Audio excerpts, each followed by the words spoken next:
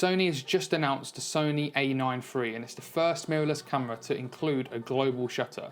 People are saying this is absolutely revolutionary and it's the next generation of mirrorless cameras. Well, what will the other camera manufacturers do? Will Canon include a global shutter into their next Canon R5 Mark II or their flagship Canon EOS R1, which has been very, very long awaited?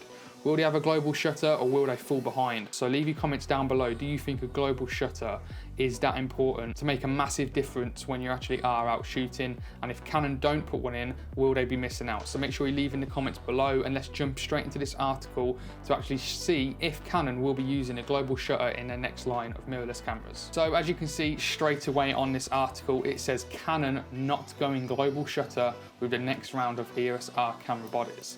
So the long awaited rumours were actually the Canon R1 and the Canon R5 Mark II. They're actually meant to be coming out later next year, hopefully.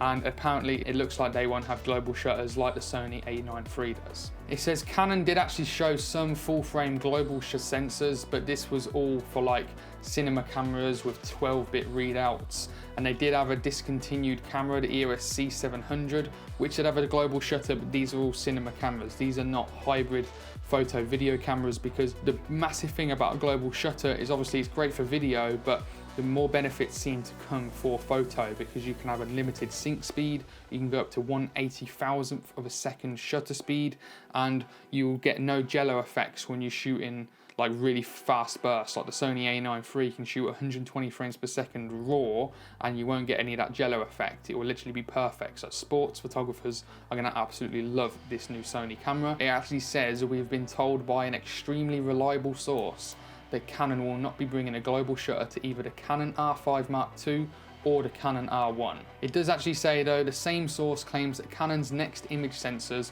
will have bigger advancements in performance than we're used to from a new generation of Canon consumer sensors. And it does say obviously we'll have to wait and see if Sony has solved some of the challenges with global shutters once the camera's final version gets out. I think it's next May or March. It will be around, I think it's about £6,000, if not more, for this Sony A9III, so it's not cheap whatsoever. It will be quite expensive. And then at the end it says we can expect Canon to address the Canon R5 Mark II and Canon R1 in the first quarter of 2022 at the Canon C+ show in February. So hopefully in February 24, Canon could do an absolutely insane double announcement of the Canon R5 Mark II and the R1, but unfortunately, or maybe not unfortunately, because it might actually not be needed, that there won't be a global shutter. So let me know what you actually think. Leave your comments down below.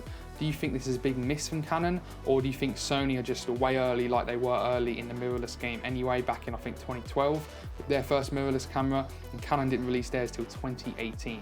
So will it be another like 6-year gap until Canon actually puts a global shutter into a mirrorless body like a Canon R5 Mark III or a Canon R1 Mark II? Who knows? Will this actually happen? We'll obviously just have to wait, because it doesn't look like there's going to be a global shutter in the next round of Canon cameras. So leave your comments down below. What do you think? Are you disappointed, or are you just excited for these two cameras anyway to come out next year? Leave your comments down below, and thank you very much for watching, and I guess I'll see you guys on the next one. See you later.